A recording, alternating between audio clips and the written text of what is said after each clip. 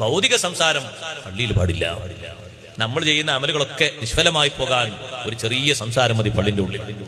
എത്ര ഗൗരവമെന്നറിയോ പള്ളിന്റെ ഉള്ളിലെ വിഷയം. സുയൂത്തി ഇമാം റളിയല്ലാഹു അൻഹു പറയുന്നുണ്ട്, അല്ലാഹു ഫിൽ മസ്ജിദി ദുൽമത്തുൻ ഫിൽ ഖബർ.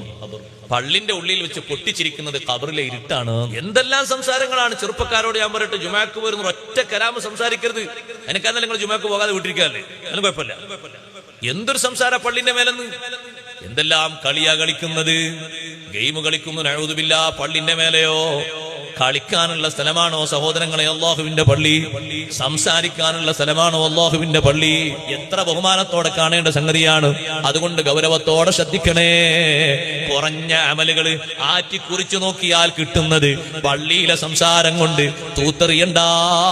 ഏതെങ്കിലും ഉസ്താദുമാരെ നിയന്ത്രിക്കാൻ വരുമ്പോ അവരെ കൊഞ്ഞനം കുത്തിയിട്ട് ചെറുപ്പക്കാരായ ആളുകൾ ഇതിനെ എതിർക്കരുത്. ആ തിന്മയെ നമ്മൾ പ്രോത്സാഹിപ്പിക്കലാകും. നമ്മുടെ ജീവിതവും ആഖിറവും ഒക്കെ ഇരുളടഞ്ഞു പോകും.